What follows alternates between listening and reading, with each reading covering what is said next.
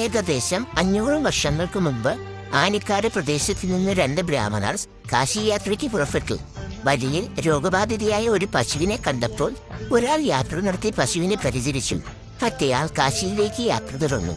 ബ്രാഹ്മണന്റെ ശുശ്രൂഷ കൊണ്ട് പശു രോഗമുക്തയായി. എന്നാൽ കാശിയാത്ര മുടങ്ങിയതിനുള്ള ദുഃഖം അദ്ദേഹത്തിനുണ്ടായിരുന്നു. അപ്പോൾ തന്നെ പാർവതി പരമേശ്വരന്മാരുടെ ദർശനം അദ്ദേഹത്തിന് ലഭിച്ചു.